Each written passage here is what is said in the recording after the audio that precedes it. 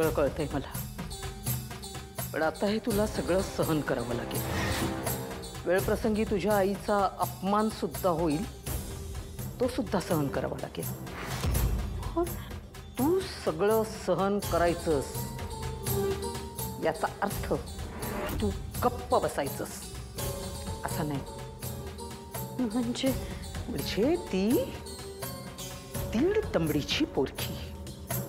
आपला अपमान करण्याची एकही संधी त्या मुलीने सोडलेली नाहीये, त्यामुळे तिला नाही सोडायचं.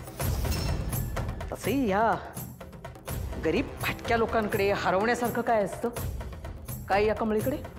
पण ती इथे एक स्वप्न घेऊन आली, कॉलेजात जाऊन शिक्षण घेण्याचं. तिला इथे या कॉलेजात शिक्षण घेऊन मोठं व्हायचं. ते मोडलं तर त्या गोष्टीचा तिला जास्त त्रास होईल. म्हणून तिचं ते स्वप्नच आपण पायदळी असं शिरडून टाकायचं. कळलं? अनिका, आर यू ओके ना? नाही म्हणजे काल प्राजक्ताकडे जे काही घडलं ते सगळं कळालंय आम्हाला. आय स्वेअर आम्हाला पण त्या कमळीचा फार राग आलाय. पण तू आता काय करायचं ठरवलंयस? नाही म्हणजे तिला एवढा सहजासहजी सोडू नकोस. एकतर अगोदर कॉलेजमध्ये तिने तुझा इन्सल्ट केला, नंतर तुझ्याच घरी तुझ्या मम्मीचा इन्सल्ट केला, ती ऋषी सरांसमोर. ऍटलिस्ट ऋषी सरांसमोर तरी तिने असं नव्हतं करायला पाहिजे. अनिका, अनिका, तुम्ही नोटीस केलं मी एवढं सगळं बोलत होतो तरी सुद्धा ती काहीच रिॲक्ट झाली नाही. म्हणजे ऋषी सरांचं नाव घेतलं तेव्हा सुद्धा नाही.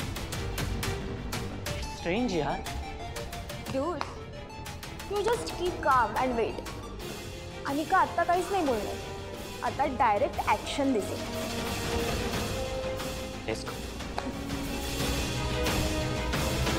अरे लायब्ररीत चाललाय तो वाटतं. होय. Good good. आज सर जे क्लासमध्ये बोलले ना ते जरा ऑड वाटलं मला. I mean she exam generally घेत नाहीत आणि घेतली तरी प्रेपरेशनसाठी वेळ देतात. शी डिरेक्टली अनाऊन्स नाही करत. तर विचित्र आहे सगळं. एनिवे मला इंग्लिश जरा अवघड जातं आहे नो, सो मी तुम्हाला मदत करू शकतो. नाही. देवच पावलं की सर मला प्लीज मदत करा सर. ते की नाही सर, माझं आणि इंग्रजीचं जन्मापासून जरा हार्डवेअरच आहे. तेवढा जर सुटला तर झालंच की मग. नाही सर, अहो आम्ही आमचा अभ्यास करू की. होय. आता म्हणजे आता इथं शिकायला आलोय म्हटल्यावर कुठली बी परीक्षा असली तर त्याची तयारी आम्हासनीच करायला पाहिजे की नाही. आम्ही करू आमचा अभ्यास. पण तुम्ही विचारलं त्यासाठी खरंच थँक्यू. चल निघे. एक मिनिट कमी.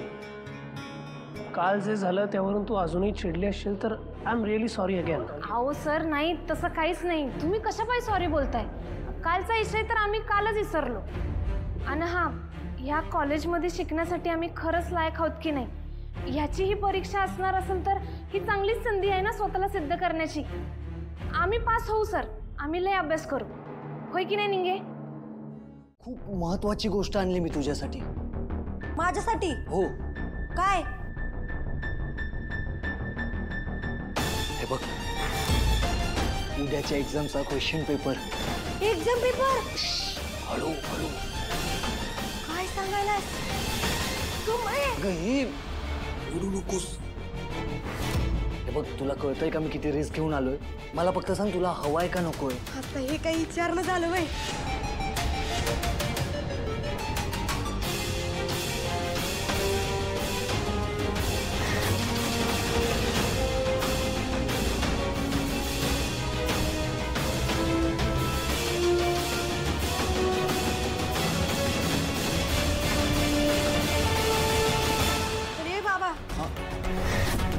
माझ्याकडे काय पैसे बिसे नाही तर आधीच सांगून ठेवतोय. मी तुझ्याकडे पैसे मागितलेत. तुझ्याकडे जेव्हा पैसे येतील तेव्हा तू मला दे. आता पैसे नाहीत तर उद्या पास होणं महत्वाचं आहे. वय वय.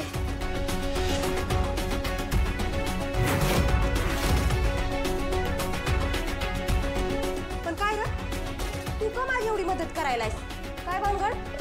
भानगड कसली यात? हे बघ, माझ्याकडे तर पेपर आहे. मला तर चांगलेच मार्क मिळतील. पण उगाच बाकीच्यांना डाऊट येईल ना. त्यापेक्षा सगळेजण चांगले मार्क काढू आणि सगळे हॅपी राहू. हा होय होय. त्या दिवशी उगाच चिडलो तुझ्यावर. मग सॉरी आणि थँक्यू. हा मी काय म्हणतोय, हेच क्वेश्चन येणार आहेत तर ह्याचा नीट अभ्यास कर. हा तयारी चांगली कर. All the best. थँक्यू.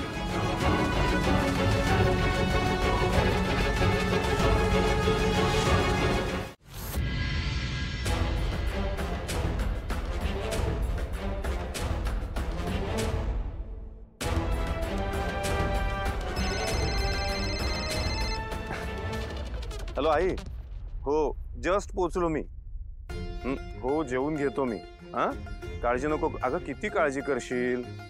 हे बघ एकदा या रिसॉर्टचं काम सुरू झालं ना की सगळे प्रॉब्लेम्स सॉल्व्ह होतील. हां नाही करणार जागरण, वेळेवर झोपेन, वेळेवर खाईन. बरं ऐकून घे मी काय म्हणतो ते.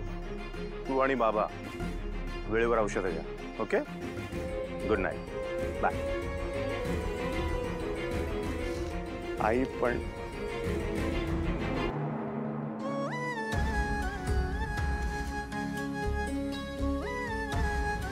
गौरी उद्या तुझा वाढदिवस आहे. मला माहिती आहे तू जिवंत आहेस. माझ्या मनात तेव्हाही तूच होतीस आणि आजही तूच आहेस. पण माझा नाईलाज आहे. बाकी सगळं तुला माहीतच आहे नाही का.